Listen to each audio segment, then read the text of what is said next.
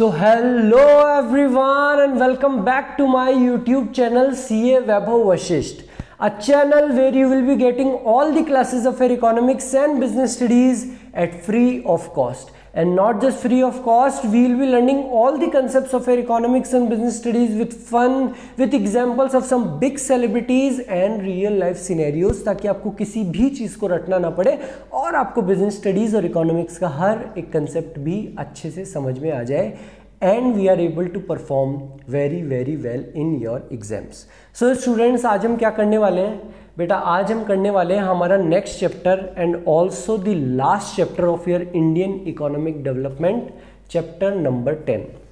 I know आप कई लोगों के आंखों में आंसू आने वाले होंगे कि सर बीएसटी का कोर्स भी पूरा हो गया, अब ये इंडियन इकोनॉमिक डेवलपमेंट का कोर्स भी पूरा हो गया और एग्ज़ाम भी आने वाले हैं सर, अब आपसे पढ़ने का मौका कब मिलेगा? तो ज़्यादा निराश होने की ज़रूरत नहीं है. डिस्क्रिप्शन में मेरा इंस्टाग्राम हैंडल ऑलरेडी है. We can always be connected even after your exams also. वो कहते हैं ना, last but not the least, this chapter is your last of Indian economic development but not the least.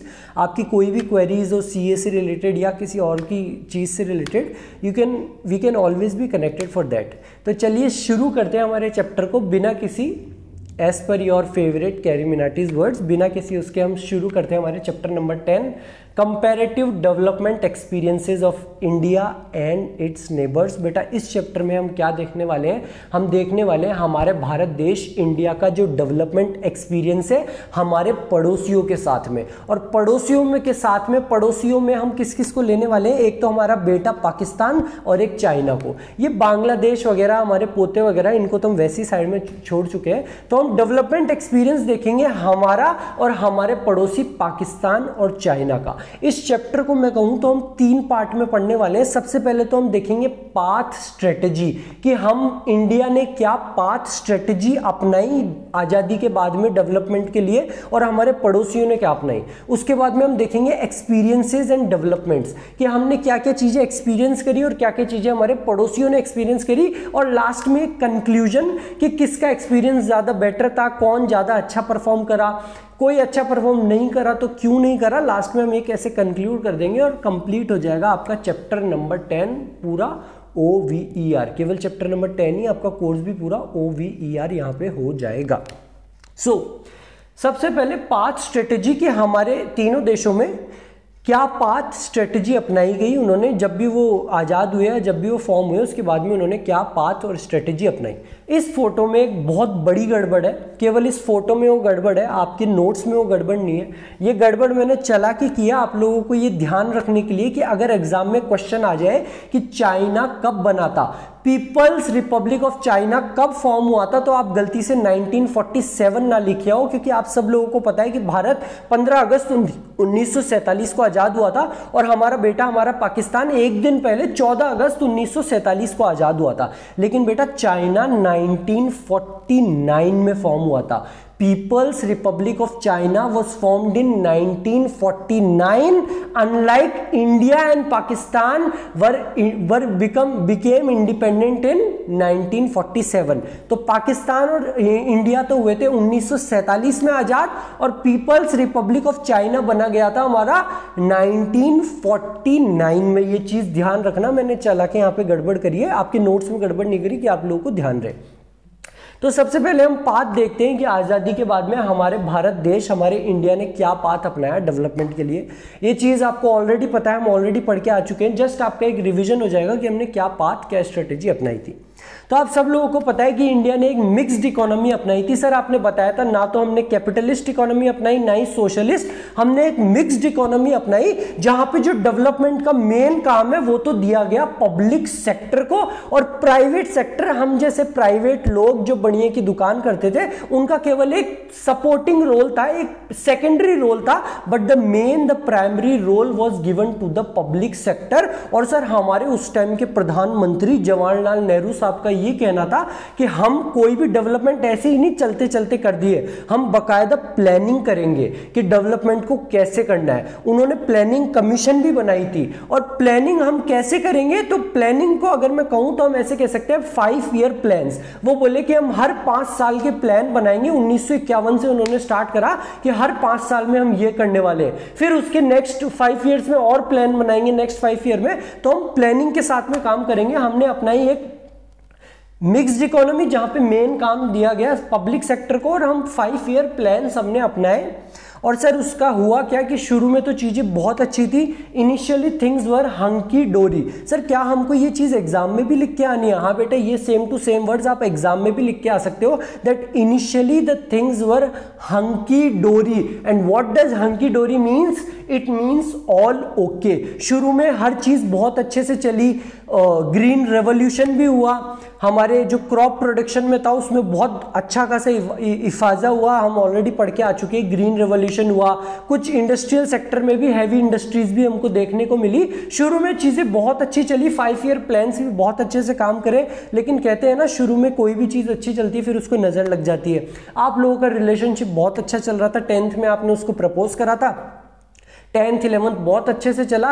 12th आते आते ही एकदम से science section का पता नहीं कौन नया लड़का आ गया और चीज़ें बिगड़ने लगी। वैसे ही हमारे इंडिया देश के साथ भी हुआ। शुरू में चीज़ें बहुत अच्छे चलने लगी, लेकिन बाद में ये जो PSUs हमने बनाई थी, पब्लिक सेक्टर अंडरटेकिंग्स, ये एक डेड वेट सोशल लॉस हो गई। इनके जो लॉसेस थे वो बहुत ज़्यादा होने लग गए, इतने ज़्यादा कि वो इंडिया के डेवलपमेंट को बहुत ज़्यादा इफेक्ट करने लगे। और फिर गवर्नमेंट को डिसीजन लेना पड़ा कि हमको प्राइवेटाइजेशन पे आना पड़ेगा और हमको बाहर से प्राइवेट फॉरेन कैपिटल भी मंगवानी पड़ेगी। और प्राइवेट फॉरेन कैपिटल क्यों मंगवानी पड़ेगी? Because we adopted the strategy of import substitution. ये सारी चीज़ हम ऑलरेडी पढ़ के आ चुके हैं। तो ये जो चीज़ें हम ऑलरेडी पढ़ के आ चुके हैं, यही आपको एग्जाम में लिख के आना है। अगर क्वेश्चन आ जाए कि इंडिया ने क्या पाथ, क्या स्ट्रेटेजी अपनाई थी ग्रोथ के लिए, तो आपको लिख के आना है कि हमने मिक्स्ड इकोनॉमी अपनाई, जहां पे जो मेन रोल था डेवलपमेंट का वो दिया गया पब्लिक सेक्टर को, और जो प्राइवेट सेक्टर था उसका केवल एक सेकेंडरी रोल था। हमने प्लानिंग अपनाई, और प्लानिंग की हम बात करें तो हम अपनाए थे 5 ईयर प्लान्स। और 5 ईयर प्लान्स, इसको बनाने का काम किसका था? प्लानिंग कमीशन का, जिसको सेट करा था हमारे उस टाइम के प्रधानमंत्री जवाहरलाल नेहरू साहब ने। फिर आपको लिखना है इनिशियली थिंग्स वर हंकी डोरी, ऑल ओके। शुरुआत में चीजें बहुत अच्छी थी, हमारे यहाँ पे ग्रीन रेवोल्यूशन भी हुआ। लेकिन कहते हैं ना, हर चीज का, अच्छी चीज का एक अंत आता है। वैसे ही शुरुआत में चीजें अच्छी थी, but behind these achievements were depleting forex reserves. एक तो हमारे फॉरेक्स रिजर्व्स कम होने लग गए। हमारे फॉरेक्स रिजर्व्स कम क्यों हुए थे? Because of the strategy of import substitution. वो स्ट्रेटेजी क्या थी वो हम ऑलरेडी बहुत डिटेल में पढ़ के आ चुके हैं। फिर हमने अपनाई थी स्ट्रेटेजी ऑफ एक्सपोर्ट प्रमोशन। जिसको डाउट है वो वापस से जाके उस क्लास को देखें, हम डिटेल में पढ़ के आ चुके हैं। तो शुरुआत में चीजें अच्छी थी, उसके बाद में हमारे फॉरेक्स रिजर्व्स कम होने लगे, हमारे PSU के लॉसेस बढ़ने लगे। तो गवर्नमेंट ने बोला अब PSU के क्योंकि लॉसेस बढ़ रहे हैं तो हमको प्राइवेटाइजेशन को थोड़ा महत्व देना चाहिए कि प्राइवेट सेक्टर वाले लोग भी कुछ काम करें, क्योंकि ये PSUs के तो बस की नहीं है, यहाँ पे तो लॉसेस हो रहे हैं। गवर्नमेंट ने बोला हमारे फॉरेक्स रिजर्व्स कम हो रहे हैं, तो अब हमको प्राइवेट फॉरेन कैपिटल, ग्लोबलाइजेशन, इन सब चीजों को भी महत्व देना चाहिए। बाय 1990 जो हम पढ़ के आ चुके हैं, 1991 के reforms, economy was burden with dead weight of PSUs that government was forced to switch over from inward looking strategy to outward looking strategy spearheaded by private sector and private foreign capital, privatisation and your globalisation. और बेटा ये जो planning commission है, जो उस time पे किसने बनाई थी? हमारे planning commission, 5 year plan, sir Jawaharlal Nehru साहब ने, वो भी एबेंडन कर दी गई। अब कोई 5 ईयर प्लान्स नहीं होते, और इस प्लानिंग कमीशन का नाम चेंज हो चुका है अब नीति आयोग से। क्या हो गया है हमारे प्लानिंग कमीशन का नाम? नीति आयोग। ये भी हम ऑलरेडी पढ़ के आ चुके हैं। तो इंडिया का तो बहुत ही आसान था, और उससे भी आसान है हमारे पाकिस्तान का। ये पाकिस्तान का मैप है बेटा। जिस किसी को भी डाउट हो कि सर ये मैप आपने खुद से बनाया है, तो जाके गूगल कर सकते हैं पाकिस्तान का मैप। सेम ऐसे जैसे एक कोई कुत्ता होता है ना, आप कोई बुरा मत मान जाना कि सर आप कुत्ते की बुराई क्यों कर रहे हो, आपको, मेरे को बुरा लगा आपने कुत्ते के बारे में ऐसे बोला, पाकिस्तान से कंपेयर करा, but it is what it is. इनका मैप ऐसे ही है। तो हमारे इंडिया की पाथ स्ट्रेटेजी बहुत आसान थी, हम पढ़ के आ चुके हैं। इसलिए पाकिस्तान की और भी आसान है क्योंकि वो जस्ट सेम है हमारे इंडिया से। चाइना में आप लोगों को थोड़ा मजा आने वाला है कि चाइना ने क्या पाथ स्ट्रेटेजी अपनाई थी, वो चीज़ आपके लिए नहीं होने वाली है। तो पाकिस्तान की स्ट्रेटेजी ऑलमोस्ट सेम है हमारे इंडिया से। After independence in 1947, Pakistan adopted growth strategy similar to India, हमारे इंडिया की जैसी सेम टू सेम, जैसे उसके पापा इंडिया कर रहे थे वैसे ही बोला पापा मैं भी आपकी जैसी स्ट्रेटेजी अपनाऊंगा। उसने भी मिक्स्ड इकोनॉमी अपनाई, उसने भी पब्लिक सेक्टर को ग्रोथ का वो दिया, पब्लिक सेक्टर को मेन रोल दिया और प्राइवेट सेक्टर को सेकेंडरी रोल दिया कि जैसे मेरे पापा कर रहे हैं, जो मेरे पापा इंडिया बोलेंगे वही मैं करूंगा। और उसने भी इंपोर्ट सब्स्टिट्यूशन की स्ट्रेटेजी अपनाई जो हमारे इंडिया ने अपनाई थी। और जैसा इंडिया के साथ में हुआ वैसे ही हमारे पाकिस्तान हमारे बेटे के साथ में भी हुआ। शुरू में चीज़ें अच्छी चली, जैसे यहाँ पे ग्रीन रेवोल्यूशन हुई वहाँ पे भी ग्रीन रेवोल्यूशन हुआ। शुरू में चीज़ें अच्छी चली, फिर वहाँ पे भी पब्लिक सेक्टर के लॉसेस बढ़ने लग गए, हम लोग भी प्राइवेटाइजेशन और ग्लोबलाइजेशन पे आए। वैसे ही सेम हमारा पाकिस्तान भी प्राइवेटाइजेशन और ग्लोबलाइजेशन पे इसको भी आना पड़ा। Process of industrialisation was based on policy of import substitution which allowed protection to domestic industry by way of heavy duty, हम ऑलरेडी कवर कर चुके हैं।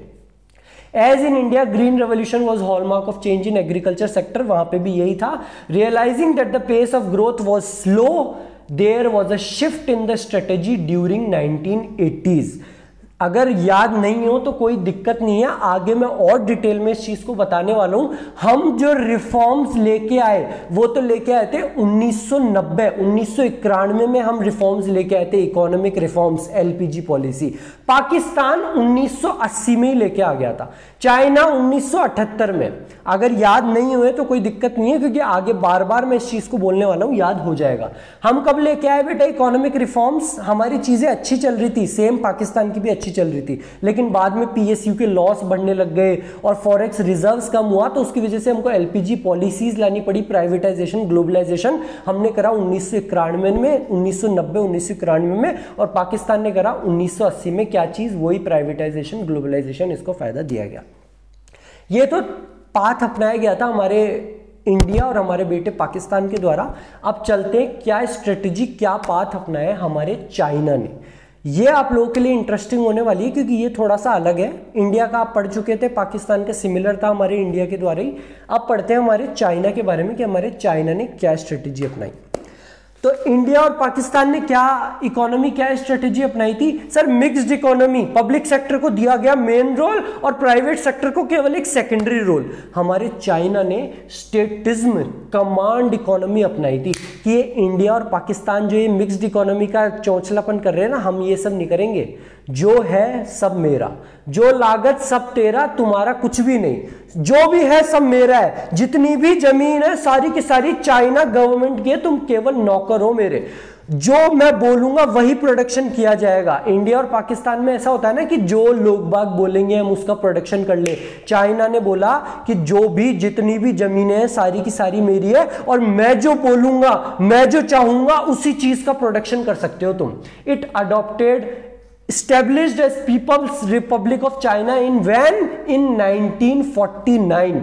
It adopted statism or command economy as a model of growth in which ownership of all the resources vests with the state. State का मतलब government China. Ownership of all resources, जितने भी resources है, ये धरती, ये आकाश, ये वायु, ये सब का हक, इन सब पे हक किसका है? मेरा, यानी कि चाइना का, including land. State is to decide what, how and for whom to produce, और ये गवर्नमेंट बोलेगी कि कितना, किसको और किसके लिए, किस चीज का हमको प्रोडक्शन करना है। State is to decide what, whom and for whom to produce. अब चाइना की ग्रोथ स्ट्रेटेजी, उन्होंने जो पाथ अपनाया उसको पढ़ने के लिए हम उसको दो पार्ट में डिवाइड कर सकते हैं। एक तो प्री 1978 पीरियड, जैसे कि हमने इंडिया और पाकिस्तान ने, इंडिया के बारे में जैसे हमने पढ़ा कि 1990 से पहले हमने 5 ईयर प्लान्स लगाए, हमने इंडस्ट्रियलाइजेशन, हमने ग्रीन रेवोल्यूशन आया, फिर 1991 के बाद में एलपीजी पॉलिसीज आई थी ना हमारे 1991 में। वैसे हमारे चाइना में क्या है 1978, पाकिस्तान में 1980। तो हमारे चाइना को भी हम दो भाग में पढ़ सकते हैं, एक तो प्री 1978 पीरियड 1978 से पहले 1949 से लेकर 1978 तक चाइना ने क्या करा, और 1978 के बाद में चाइना ने क्या करा, हम इसको दो भागों में पढ़ने वाले। पहले तो प्री 1978 पीरियड और फिर पोस्ट 1978 पीरियड। सबसे पहले हम पढ़ेंगे प्री 1978 पीरियड, 1949 से लेके 1978, प्री 1978 से पहले हमारे चाइना ने क्या करा। तो 1978 से पहले चाइना ने जो करा उसको हम मेनली दो पार्ट में क्लासिफाई कर सकते हैं। दो बड़े बड़े क्या कहते हैं, दो रिवॉल्यूशन हुए थे। सबसे बड़े जो दो इंपॉर्टेंट रेवोल्यूशन थे वो कुछ ये नाम के थे, एक तो था ग्रेट लीप फॉरवर्ड और एक था ग्रेट प्रोलेटेरियन कल्चरल रेवोल्यूशन। हर चीज भूल जाना अपने माइंड से, इंडिया, पाकिस्तान, एलपीजी, सब चीज भूल जाना, केवल और केवल चाइना पे फोकस करना। भी ये इंपॉर्टेंट है, आपके एग्जाम में भी आ सकता है। हम क्या पढ़ रहे हैं बेटा, हम पढ़ रहे हैं चाइना ने जो पाथ स्ट्रेटेजी अपनाई ग्रोथ के लिए, उसको हमने दो भागों में डिवाइड कर लिया, एक तो प्री 1978 और एक पोस्ट 1978। प्री 1978 को दो भागों में डिवाइड कराऊं, एक ग्रेट लीप फॉरवर्ड और एक ग्रेट प्रोलेटेरियन कल्चरल रेवोल्यूशन। ये दो ऐसे मेजर इवेंट हुए थे। तो सबसे पहले हम जानते हैं ग्रेट लीप फॉरवर्ड के बारे में कि ग्रेट लीप फॉरवर्ड क्या था। तो बेटा ग्रेट लीप फॉरवर्ड स्टार्ट हुआ था 1958 में, और ये क्यों स्टार्ट करा गया था, चाइना में इंडस्ट्रियलाइजेशन को बढ़ावा देने के लिए। सर इंडस्ट्रियलाइजेशन को बढ़ावा देने के लिए, और ये ग्रेट लीप फॉरवर्ड इसलिए फेमस हुआ कि उन्होंने इंडस्ट्रियलाइजेशन को इतना बढ़ावा दिया कि लोगों को अपने घर में भी इंडस्ट्रीज लगानी पड़ गई थी। सोचो आप लोगों का घर है और आपका जो बैकयार्ड है ना, पीछे जो गार्डन जिसमें आप गार्डनिंग वगैरह करते हो, आम का पेड़ उगाते हो, आप तो यहाँ पे आम का पेड़ उगाते हो, चाइना में वहां पे बोला गया जो तुम्हारा बैकयार्ड है वो आम के पेड़ को तो काटो और यहाँ पे इस चीज की इंडस्ट्री डालो। किस चीज की इंडस्ट्री, मैं बताऊंगा किस चीज की इंडस्ट्री डालनी है तुमको। सो इसलिए फेमस हुआ था हमारा ग्रेट लीप फॉरवर्ड। शहरों में तो प्रमोट किया गया इंडस्ट्रियलाइजेशन को, कि अपने घरों में लोग बाग, इतना इंडस्ट्रियलाइजेशन को बढ़ावा दिया गया कि लोग बाग को अपने घर तक में इंडस्ट्री लगानी पड़ गई अपने बैकयार्ड में। और गांवों में बढ़ावा दिया गया एग्रीकल्चर को। शहरों में किस चीज को, पहले चलो इस चीज को कवर कर लेते हैं शहरों के बारे में, फिर चलेंगे हमारे गांवों के ऊपर, एग्रीकल्चर के ऊपर, क्योंकि वो भी इंपॉर्टेंट है। So this was a campaign launched in 1958 to kick start the process of industrialisation across all parts of country, so much so that the people were encouraged to establish industries in their backyard। लोगों को अपने घर के पीछे भी industries लगानी पड़ गई थी। While industrialization was given a massive boost in urban area, शहरों में तो इंडस्ट्रियलाइजेशन को बढ़ावा दिया गया। Agriculture was taken care in rural areas, और रूरल एरियाज में एग्रीकल्चर को बढ़ावा दिया गया। और कैसे बढ़ावा दिया गया, bye adopting commune system of farming. Commune system of farming को अडॉप्ट करके एग्रीकल्चर को बढ़ावा दिया गया। अब आप लोगों का क्वेश्चन होना चाहिए, सर ये कम्यून सिस्टम ऑफ फार्मिंग क्या होता है। तो बेटा कम्यून सिस्टम ऑफ फार्मिंग होता है collective farming. Sir collective farming का मतलब, यानी कि चाइना ने कहा, चाइना ने बेटा कौन सी इकोनॉमी अपनाई थी, स्टेटिज्म, कि जो भी है, जो लागत सब मेरा, ये धरती, ये वायु, ये जमीन सब मेरी है, तुम लोग सिर्फ मेरे नौकर हो। तो चाइना ने ऐसे बोला कि ये जितनी भी जमीन है ये सारी की सारी मेरी है, तुम बस काम करो। सब लोगों को लगा दिया कम्यून सिस्टम, कलेक्टिव फार्मिंग, कि सब लोग साथ में आओ और इस जमीन के ऊपर काम करो, और जितना प्रोडक्शन हो जाए वो सारा का सारा मेरे को दो, बदले में मैं तुमको कुछ खाने के लिए रोटी सब्जी दे दूंगा। So what was your commune system of farming? Commune means collective farming. और बेटा कलेक्टिव फार्मिंग करी गई कि लोगों को बुलाया गया कि तुम इस जमीनों पे काम करो, और ऑलमोस्ट 26,000 कम्यून्स बना दिए गए, ऐसे टीम्स बना दी गई। जैसे आप लोगों की क्लास में आके अगर मैं 5-5 लोगों की टीम बना दूं ना, ऐसे अलग अलग टीम बना दी, तो टोटल 26,000 कम्यून्स थे जो कि पूरे चाइना की पॉपुलेशन को कवर कर रहे थे, कि अलग अलग टीम्स बना दी। कितनी टीम्स थी, 26,000। 26,000 communes covered almost the entire population engaged in agriculture.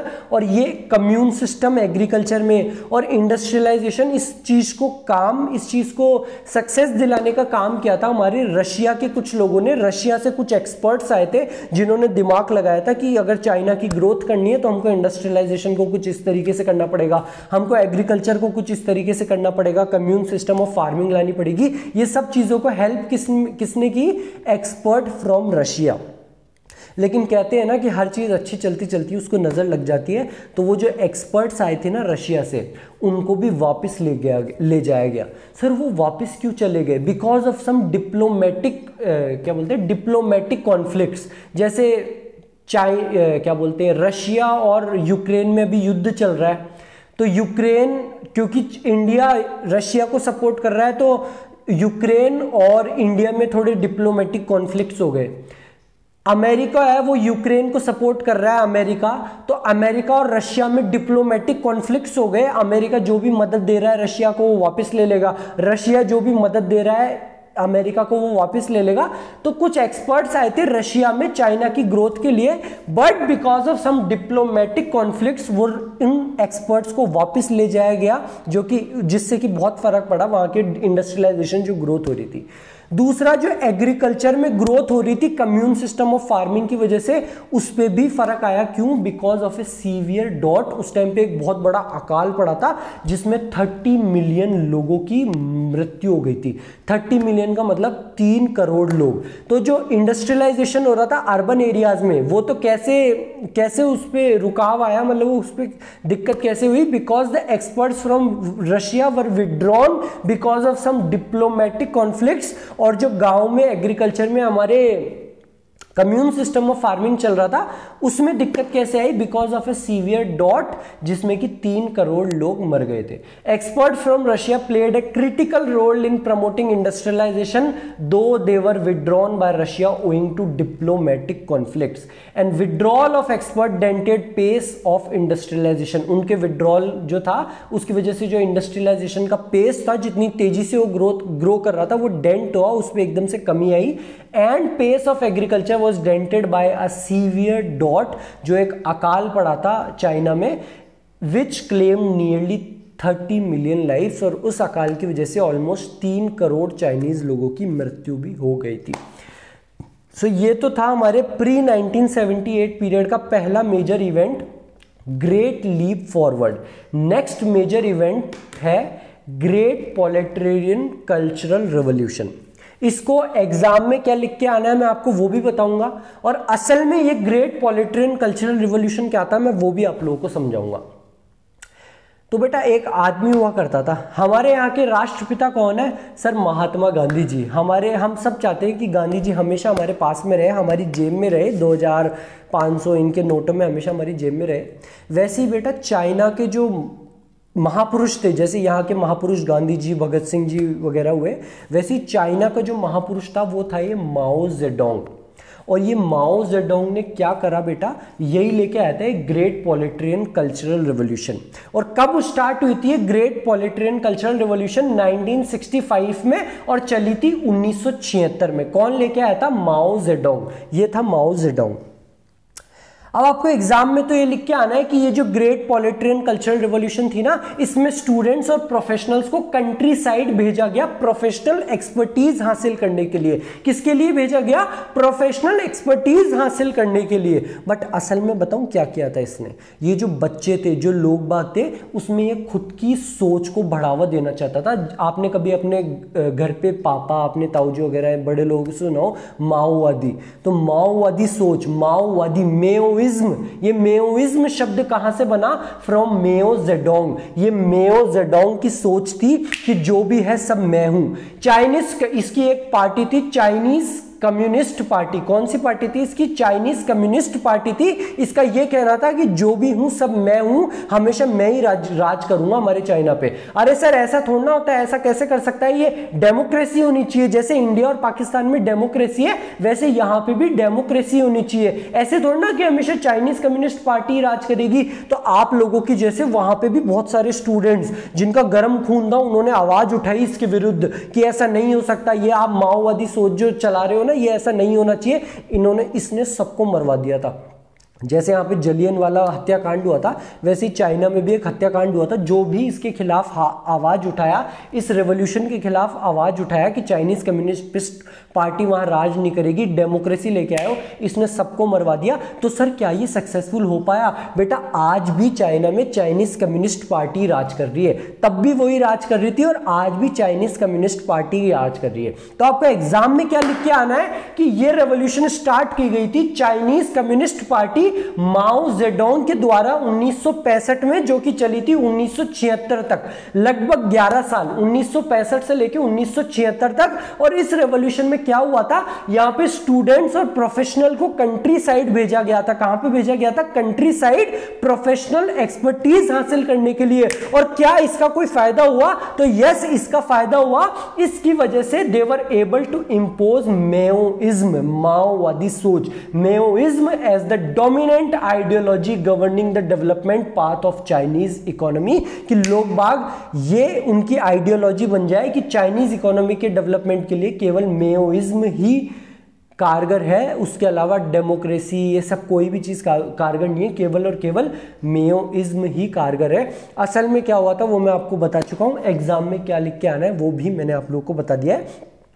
So this was your pre 1978 period path strategy adopted by China. अब चलते हैं हमारे नेक्स्ट पोस्ट 1978 पीरियड की 1978 के बाद में हमारे चाइना ने क्या अपनाया। जैसे कि इंडिया और पाकिस्तान ने भी रियलाइज करा कि हमको प्राइवेटाइजेशन को बढ़ावा देना चाहिए ताकि, और हमको ग्लोबलाइजेशन को बढ़ावा देना चाहिए ताकि फॉरेक्स रिजर्व वगैरह आए। सेम हमारी चाइना ने भी समझा, वो भी मार्केट इकोनॉमी से, वो भी जो पहले उसकी क्लोज्ड इकोनॉमी थी कि जो भी हूं सब मैं ही हूं, उससे वो थोड़ा मार्केट इकोनॉमी की तरफ आया कि प्राइवेटाइजेशन भी आने दो, लोगों को खुद का भी काम करने चालू करने दो, केवल हम पब्लिक सेक्टर ही काम नहीं करें। उसने भी अपनी सोच चेंज करी। हमने सोच चेंज करी थी 1990 में, पाकिस्तान ने सोच चेंज करी थी 1980 में और चाइना ने सोच चेंज कर ली थी 1978 में। हमारे 1978 में पोस्ट 1978 को पीरियड को पढ़ने के लिए भी हम दो पार्ट में डिवाइड कर सकते हैं, एक तो first phase of economic reforms and second phase of economic reforms. 1978 के बाद में हम दो तरीके में पढ़ने वाले हैं। प्री 1978 को भी हम दो मेजर इवेंट में पढ़े, एक तो ग्रेट लीप फॉरवर्ड और दूसरा ग्रेट पॉलिटियन कल्चरल रिवॉल्यूशन। और पोस्ट 1978 पीरियड को भी हम दो भागों में पढ़ने वाले हैं, एक तो first phase of economic reforms और दूसरा second phase of economic reforms. तो first phase of economic reforms हमारे 1978 के बाद में चाइना ने क्या अपनाया?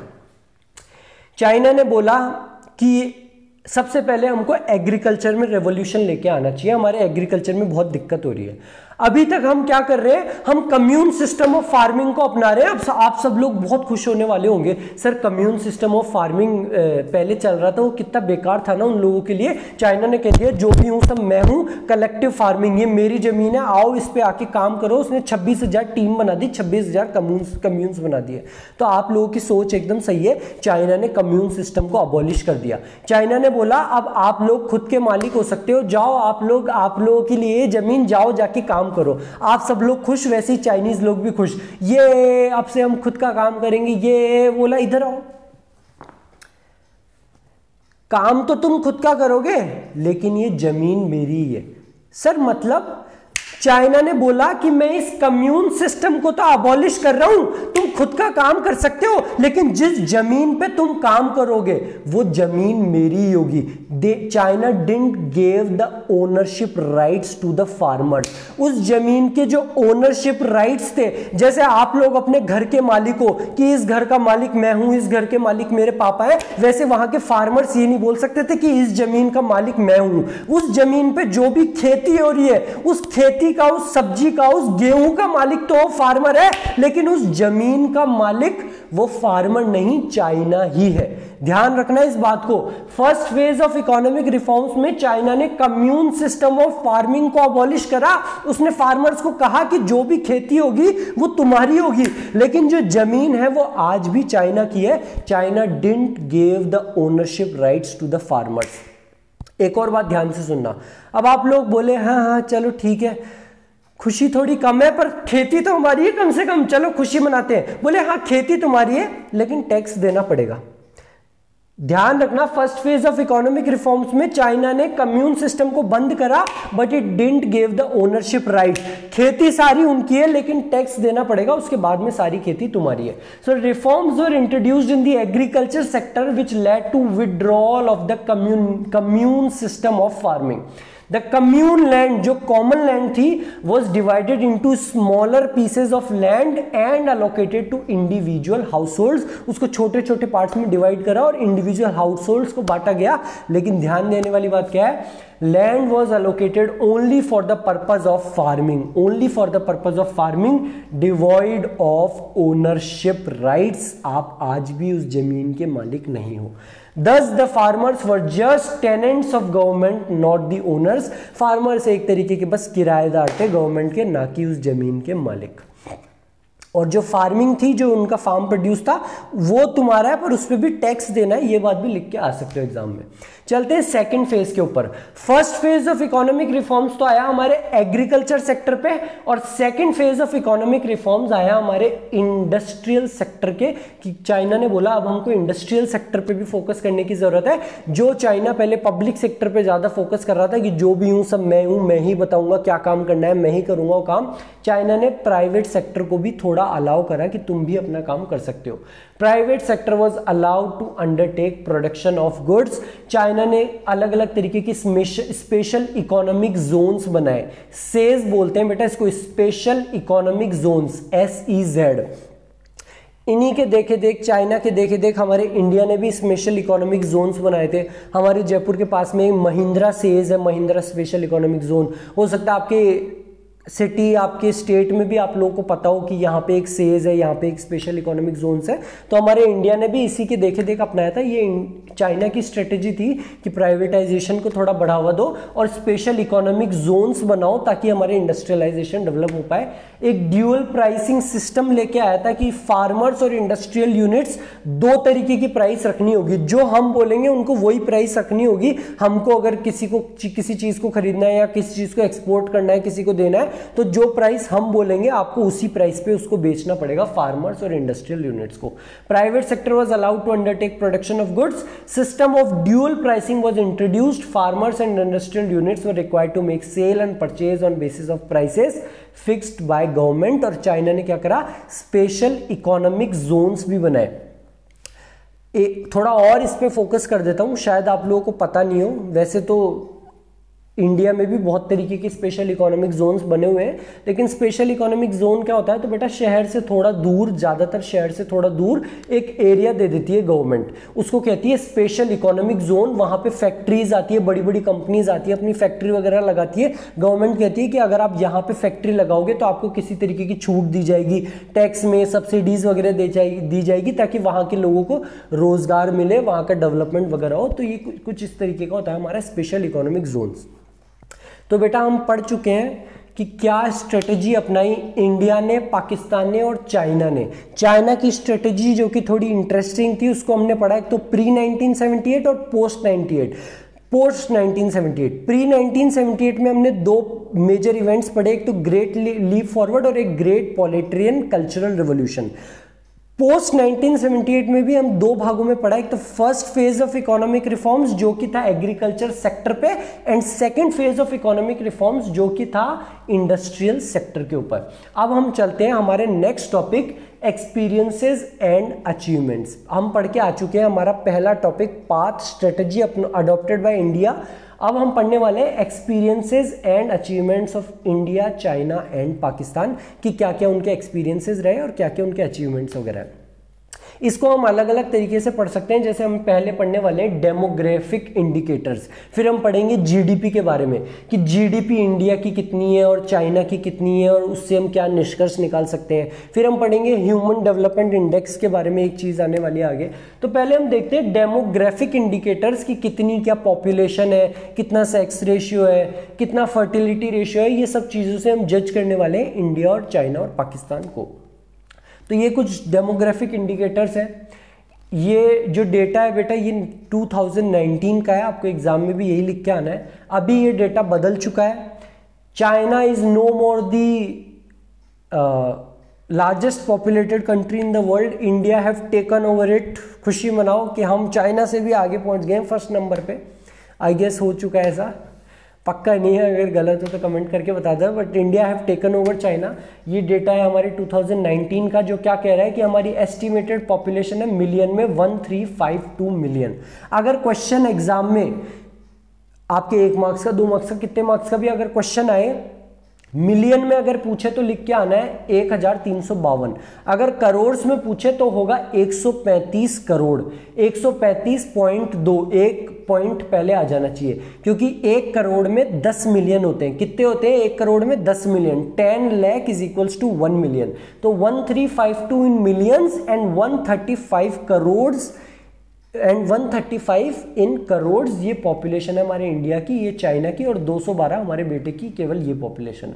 सेक्स रेशियो बेटा तीनों का बिगड़ा हुआ है, 924, 949, 943। सेक्स रेशियो क्या होता है मैं बता दूं आप लोगों को, number of females over 1000 male, कि 1000 पुरुषों के ऊपर कितनी महिलाएं हैं। तो 1000 पुरुषों पे इंडिया में केवल 924 महिलाएं हैं, चाइना में 949 एंड 943 इन योर पाकिस्तान। बेटा इतना बुरा रेशियो है कि 1000 मेल्स पे केवल 924 ही महिलाएं हैं, तो बाकी बच्चे बेचारे क्या करेंगे। उसमें भी कई तो ऐसे हैं जो कि 2-2, 3-3 गर्लफ्रेंड लेके चल रहे हैं, तो आप सब लोगों को सोचना चाहिए इसके बारे में।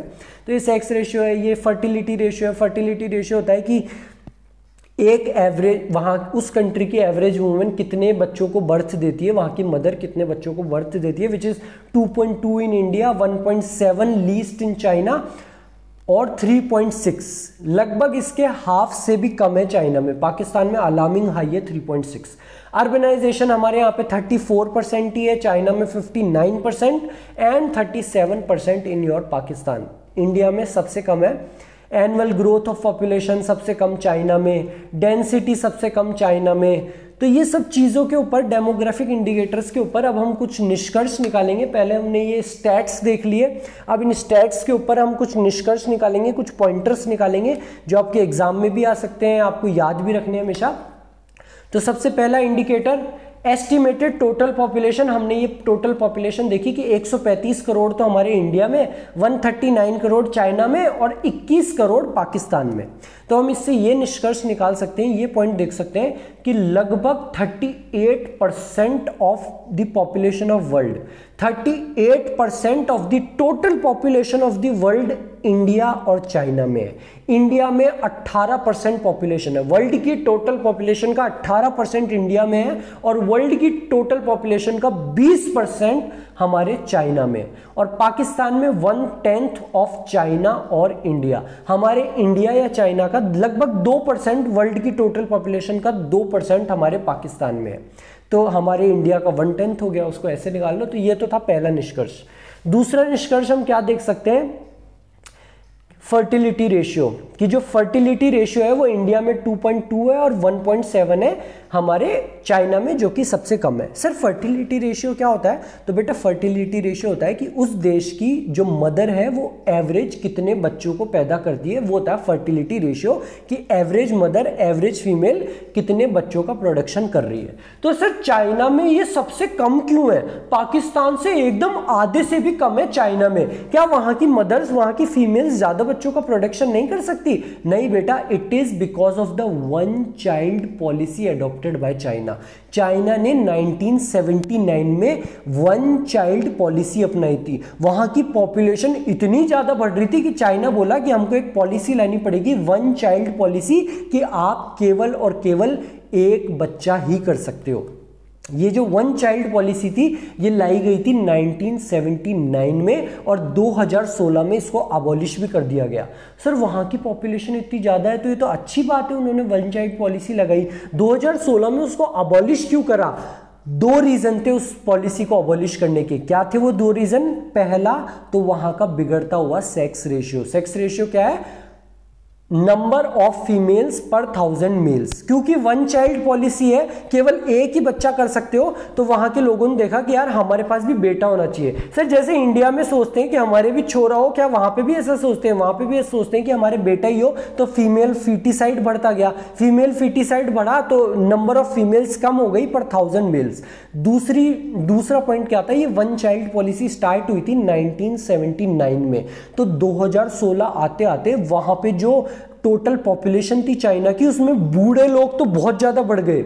जो बूढ़े लोग थे वो तो ज्यादा हो गए और जवान लोग बहुत कम रह गए। हम जैसे गबरू जवान लोग जो कोई भी काम कर सकते हैं, बड़े बड़े इंजीनियर्स बन सकते हैं, सीए बन सकते हैं, जो प्रोडक्टिव वर्क फोर्स है वो तो कम हो गई और अनप्रोडक्टिव वर्क फोर्स बूढ़े लोग बढ़ गए। तो चाइना बोला कि अब इस वन चाइल्ड पॉलिसी को अबॉलिश करो 2016 में।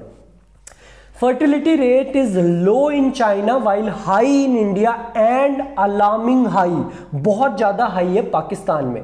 China contained it's fertility rate by pursuing the one child policy. जैसे हमारे यहाँ पे पॉलिसी अपनाई गई है हम दो हमारे दो।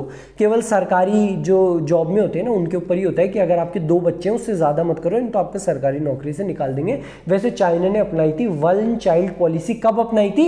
1979 में। और कब उसने अबॉलिश करा इस पॉलिसी को?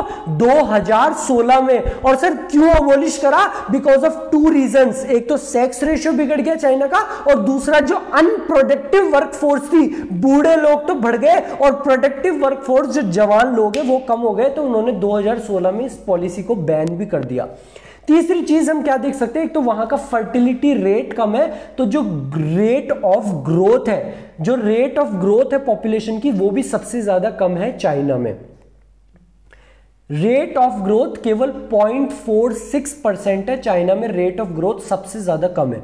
सर वहां की पॉपुलेशन सबसे ज्यादा है पर रेट ऑफ ग्रोथ वहां पे कम क्यों है? तो नालायकों, पॉपुलेशन तो वहां पे ज्यादा है, वहां पे हो गए 139 करोड़, लेकिन और साल ब साल कितने लोग बाग बढ़ रहे हैं, वो ग्रोथ रेट उनकी कम है। और वो ग्रोथ रेट कम क्यों है? क्योंकि फर्टिलिटी रेशियो कम है। और फर्टिलिटी रेशियो कम क्यों है? Because of the one child policy. As a result of low fertility rate, China has the lowest rate of growth of population among the three। सबसे इन तीनों में सबसे कम रेट ऑफ ग्रोथ किसका है? चाइना का। तीसरी चीज जो सेक्स रेशियो है वो तीनों का ही बिगड़ा हुआ है, किसी का भी ऐसे नहीं है कि अच्छा हो, ऐसे कंपेयर नहीं कर सकते क्योंकि तीनों का 1000 से कम है पर 1000 मेल। केवल तीनों का बिगड़ा हुआ है सेक्स रेशियो, जो कि बताता है हमारी सोशल बैकवर्डनेस को, कि हर किसी को छोरा चाहिए, कि हम तो लड़का ही चाहिए, हमको ये बताता है हमारी सोशल बैकवर्डनेस को। Sex ratio is found to be biased against females in all the three countries, which points to social backwardness. Female feticide owing to preference for a son, छोरा चाहिए, is the principal cause of low sex ratio. और चीज हम क्या देख सकते हैं? Urbanisation सबसे कम कहां पे है? 34% इंडिया में, और सबसे ज्यादा है 59%। ये अर्बनाइजेशन, शहरीकरण, कि कितने लोग शहरों में रहते हैं, ये बताता है कि कितने लोग एग्रीकल्चर के अलावा कुछ और काम कर रहे हैं। क्योंकि जितने भी लोग रूरल एरियाज में रहते हैं वो ज्यादातर एग्रीकल्चर के ऊपर डिपेंडेंट रहते हैं अपनी लाइवलीहुड के लिए। तो सबसे कम अर्बनाइजेशन है इंडिया में, जो कि दर्शाता है कि हमारे जो लोग बाग हैं उनका एग्रीकल्चर से अलग ऑक्यूपेशन बहुत कम है। So this is one of the points जो कि इंडिया को पीछे खींचता है हमारे नेबर्स चाइना और पाकिस्तान से। Both China and Pakistan are showing brighter signs of urbanization than India. Accordingly, both China and Pakistan have a better record than India in generating job opportunities outside agriculture. Pakistan और China दोनों में जो urbanisation है वो India से ज्यादा है। तो ये दर्शाता है कि पाकिस्तान और चाइना दोनों में जो जॉब अपॉर्चुनिटीज है आउटसाइड एग्रीकल्चर वो ज्यादा है हमारे इंडिया से। नेक्स्ट पॉइंट, चाइना की पॉपुलेशन तो सबसे ज्यादा है 1393 139 करोड़, लेकिन जो डेंसिटी ऑफ पॉपुलेशन है, डेंसिटी पर स्क्वायर किलोमीटर, वो सबसे कम है इंडिया और पाकिस्तान में। सर ये क्या चीज होती है? बेटा वहां की पॉपुलेशन तो ज्यादा है लेकिन वहां की डेंसिटी इसलिए कम है क्योंकि जो टोटल लैंड एरिया है, जो ज्योग्राफिकल एरिया है, वो भी ज्यादा है हमारे चाइना का compare to India and Pakistan. Pakistan की 21 करोड़ ही है, जो पॉपुलेशन है वो 21 करोड़ है, लेकिन जो ज्योग्राफिकल एरिया है कि एक जगह पे कितने लोग बाग रहते हैं वो होता है पर square kilometre. Density of population वो ज्यादा है, सबसे ज्यादा हमारे इंडिया में डेंसिटी ऑफ पॉपुलेशन। और आप कई ऐसी सिटीज है, Delhi I guess, correct me if I am wrong, मैं भूल चुका हूँ, बहुत पहले पढ़ा था, शायद दिल्ली में सबसे ज़्यादा डेंसिटी ऑफ पॉपुलेशन है, दिल्ली या यूपी कहीं पे। वहाँ पे तो ऐसा कहते हैं कि मतलब बहुत भयंकर डेंसिटी की, 1 किलोमीटर एरिया में इतने सारे लोग रह रहे हैं। तो सबसे ज़्यादा पॉपुलेशन तो चाइना की है लेकिन डेंसिटी पर स्क्वायर किलोमीटर सबसे कम चाइना का है, क्योंकि जो ज्योग्राफिकल लैंड है वो सबसे ज़्यादा हमारे चाइना के पास में है। China has low density of population compared to with India and Pakistan, which is because of large geographical area of China. जो geographical area है वो ज़्यादा है, तो जो per density of population है वो कम है हमारे चाइना की। Lower density implies lesser stress on country's natural resources, क्योंकि डेंसिटी कम है तो जो उसके नेचुरल रिसोर्सेज है, हवा, पानी, जमीन वगैरह, वो भी नेचुरल रिसोर्सेज, वहाँ पे रहने वाले लोग ज़्यादा फायदा उठा सकते हैं। जिस भी कंट्री की डेंसिटी ऑफ पॉपुलेशन कम होती है वहाँ वो उतना ही अच्छा होता है। क्यों? क्योंकि वो जो नेचुरल रिसोर्सेज है उनका ज़्यादा फायदा उठा सकते हैं वो रहने वाले लोग।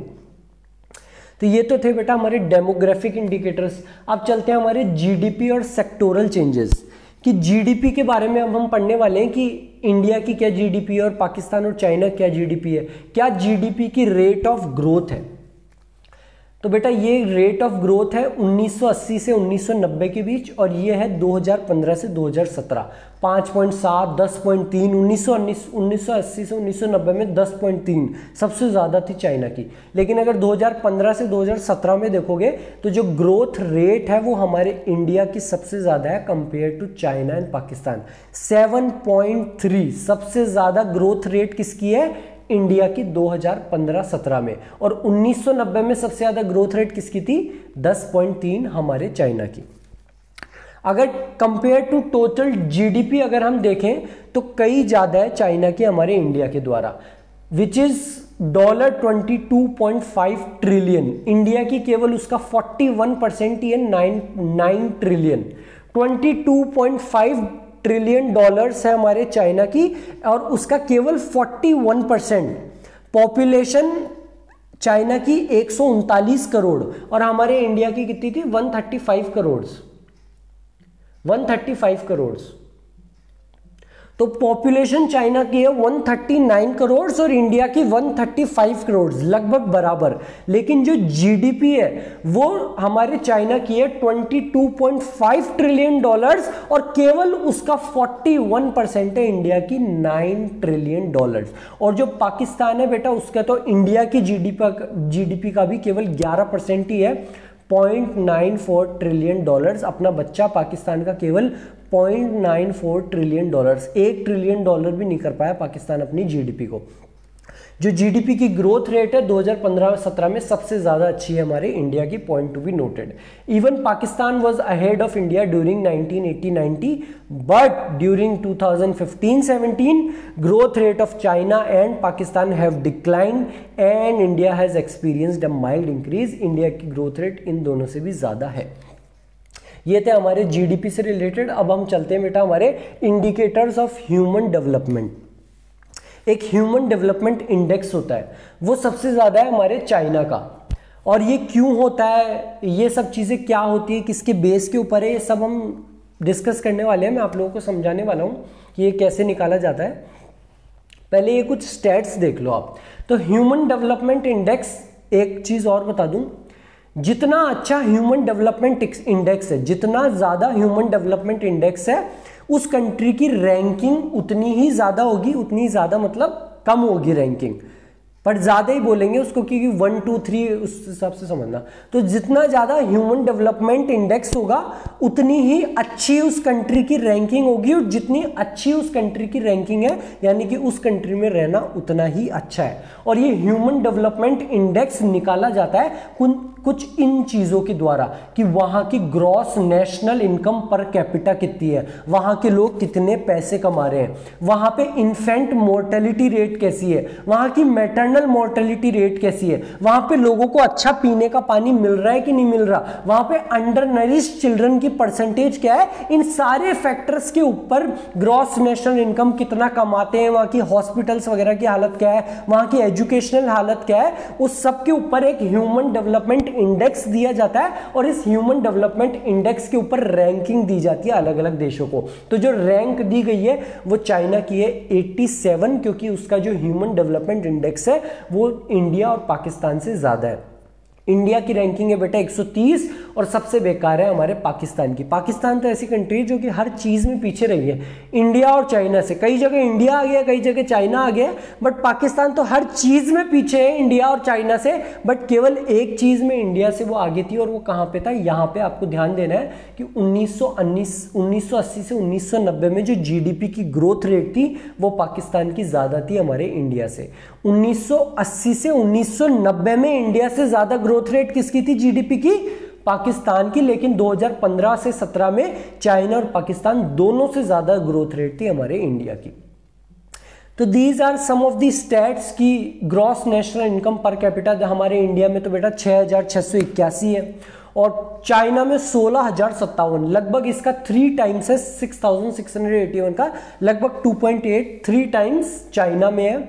ये इन्फेंट मोर्टेलिटी रेट है कि पर 1000 लाइफ बर्थ, कि अगर 1000 बच्चे पैदा हो रहे हैं, नए 1000 बच्चे हो रहे हैं, तो एक साल के अंदर अंदर कितनों की मृत्यु हो जाती है, वो होता है 29.9 इंडिया में, 7.4 चाइना में, और 57.2 पाकिस्तान में। मैटरनल मोर्टेलिटी रेट कि 1 लाख अगर फीमेल्स मदर्स नए बच्चों को बर्थ दे रही है तो उन 1 लाख मदर्स में से कितनी मदर्स की मृत्यु हो जाती है, वो है 133 इंडिया में, चाइना में केवल 29 एंड 140 पाकिस्तान। तो इन स्टैट्स के ऊपर ह्यूमन डेवलपमेंट इंडेक्स दिया गया जो कि सबसे ज्यादा चाइना का है, इसलिए जो रैंकिंग है अमंग दी वर्ल्ड वो भी सबसे ज्यादा compare to India and Pakistan हमारे चाइना की है। ये ह्यूमन डेवलपमेंट इंडेक्स बताता है कि China is a better country compare to India and Pakistan. So higher HDI ranking for China is largely due to higher gross national income per capita. इसकी higher human development index ranking इसलिए है क्योंकि वहाँ की जो gross national income per capita है वो ज़्यादा है compared to India and Pakistan. Besides gross national income, China has performed better than India and Pakistan for health indicators जैसे कि mortality rate, access to sanitation वगैरह।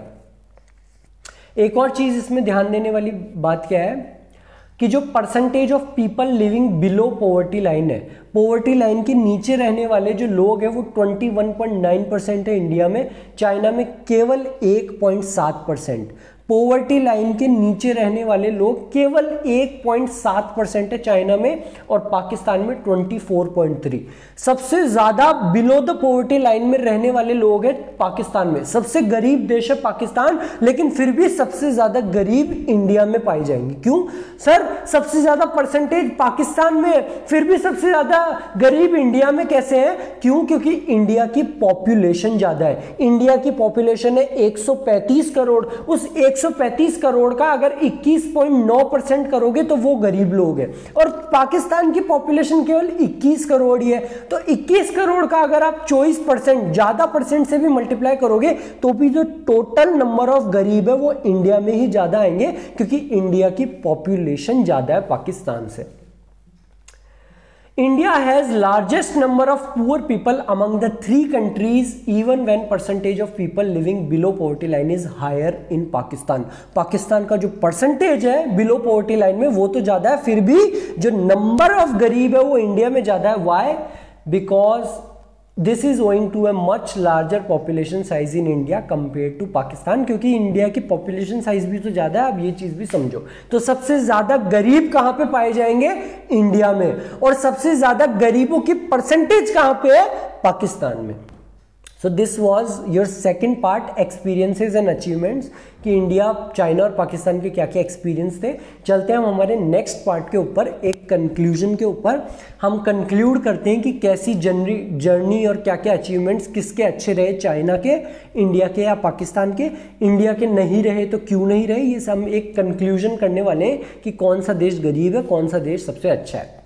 तो सबसे पहले स्टार्ट करते हैं बेटा हमारे चाइना के साथ में, कि चाइना की क्या जर्नी रही। तो बेटा चाइना ने जो रिफॉर्म्स इंट्रोड्यूस करे थे, मैंने क्या बोला था, अगर याद नहीं हुए तो मैं आपको अब याद करवा दूंगा। इंडिया ने रिफॉर्म्स कब लेके आया था? India new economic policy, LPG policy सन 1991, लगभग 1990 में तो लेके आया India.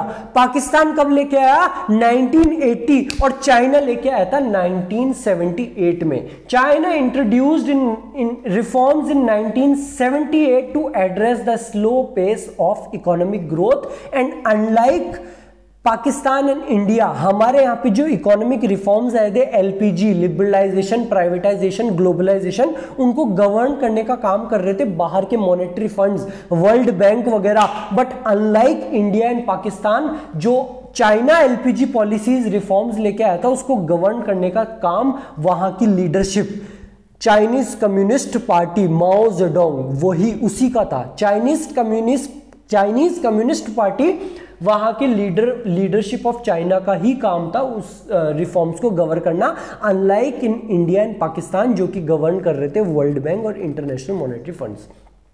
Unlike India and Pakistan, reforms in China were not dictated by World Bank but by the leadership of Chinese itself। और चाइना ने क्या करा, ये हम ऑलरेडी पढ़ के आ चुके हैं कि चाइना ने हेल्थ और इंफ्रास्ट्रक्चर पे फोकस करा था bye focusing on SEZ, special economic Jones बढ़ाए थे।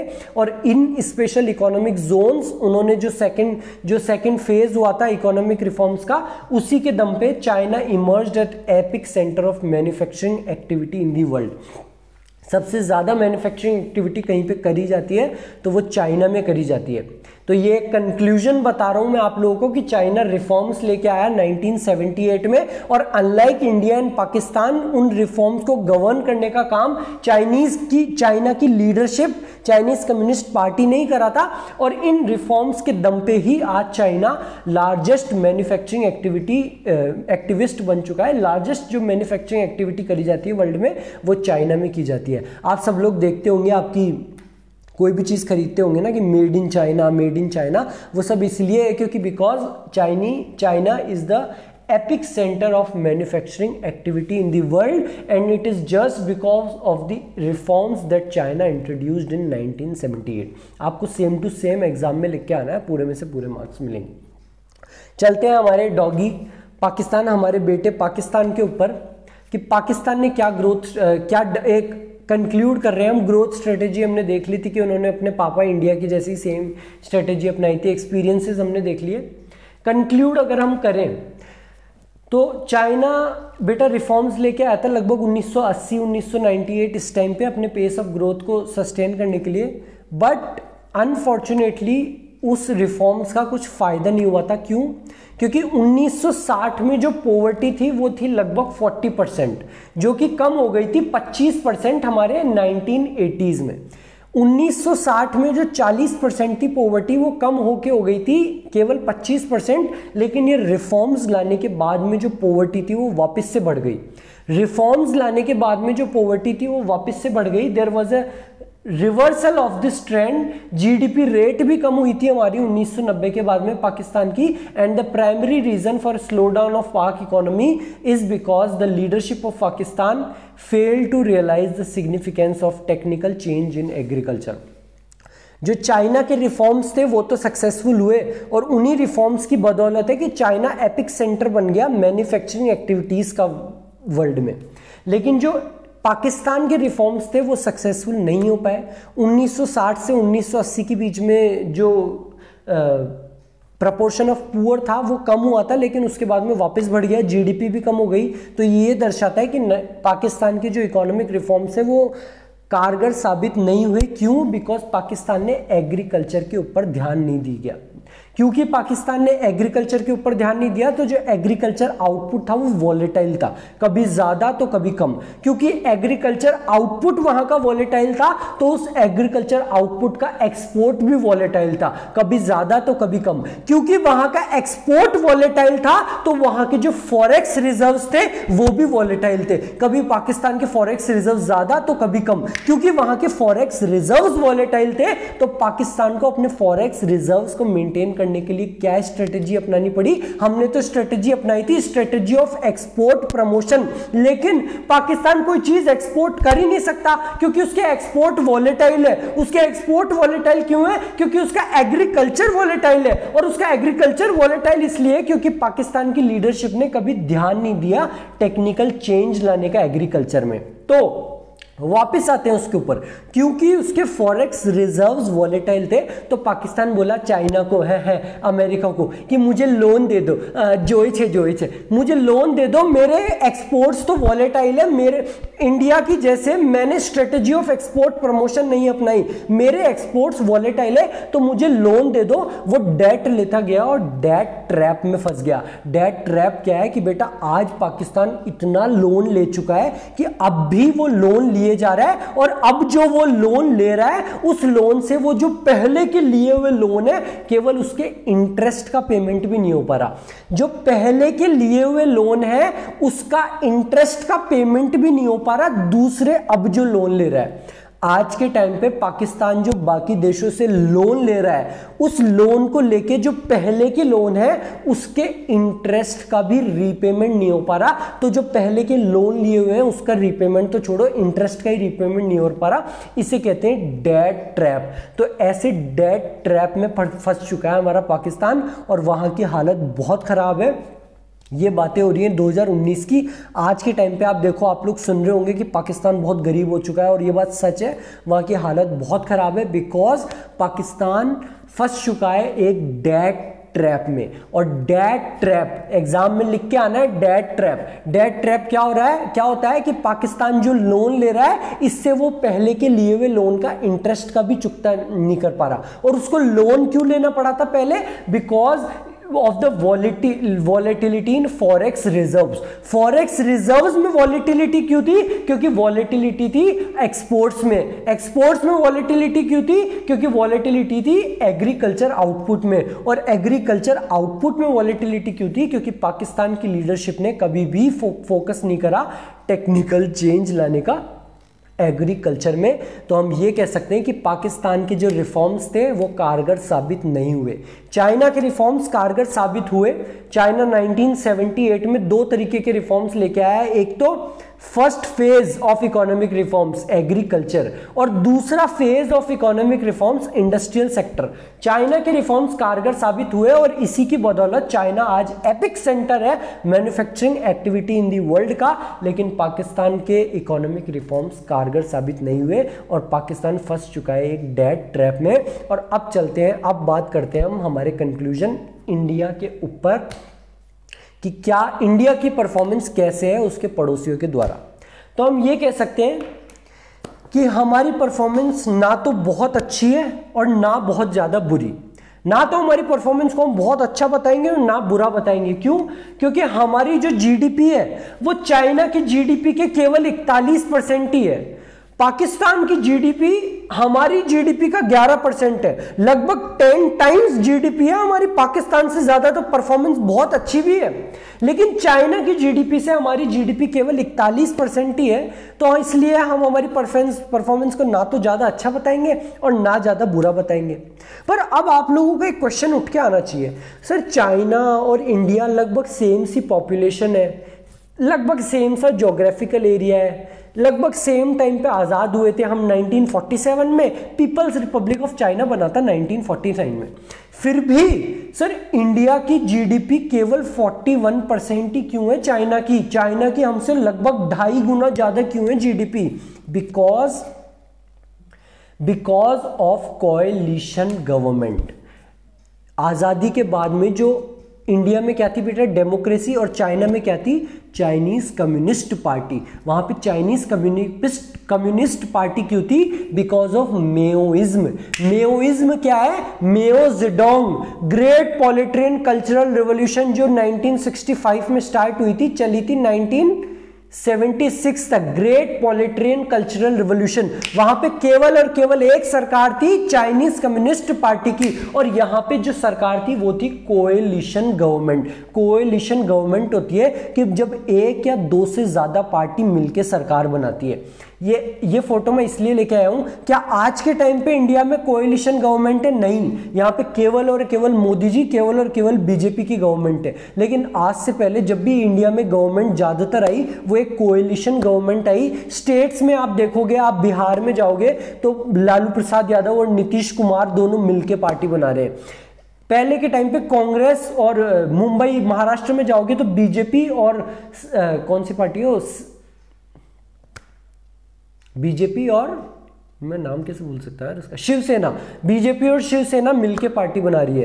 कहीं पे कांग्रेस और कोई सी पार्टी, आप पार्टी मिलके बना रही है, कहीं बीजेपी आप मिलके पार्टी बना रहे हैं। तो ये होता है कोएलिशन गवर्नमेंट। जब भी ऐसी कोएलिशन गवर्नमेंट होती है तो कोई भी मेजर डिसीजंस लेने होते हैं तो वो गवर्नमेंट उन मेजर डिसीजंस को नहीं ले पाती, क्योंकि एक पार्टी कहती है कि नहीं ये डिसीजन नहीं लेंगे, एक बोलेगी हमको ये लेना चाहिए, तो वो डिसीजन नहीं ले पाती। तो क्योंकि इंडिया में कोएलिशन मिलके आई हुई गवर्नमेंट रही है, इसलिए हम अच्छे डिसीजंस नहीं ले पाए, और यही रीजन है कि हमारी जीडीपी चाइना की केवल 41% है। It is because of political will. India had been governed by a coalition government which is always constrained in its decision making on account of compulsion of coalition. Coalition का मतलब है सबका साथ। क्योंकि India में हमेशा कोएलिशन गवर्नमेंट रही है तो हम डिसीजन मेकिंग नहीं कर पाए। क्यों? Because of the compulsion of coalition, कि सब लोग साथ आए, सब लोगों की हाँ हुई तो ही हम उस डिसीजन को ले पाए। और यही वो रीजन है कि हमारी जीडीपी चाइना की जीडीपी की केवल 41% है। सो थैंक यू वेरी मच। ये थी हमारी last class of Indian economic development. I will try, मैं आप लोगों के कमेंट्स पढ़ रहा हूँ कि सर आपसे समझ में आ रहा है सब, तो आप वो मैक्रो इकोनॉमिक का जो एक चैप्टर बचा है उसको भी कंप्लीट करा दो। तो I will try to complete that also, don't worry. So thank you very much. मिलते हैं हमारी नेक्स्ट क्लास में। Thank you very much.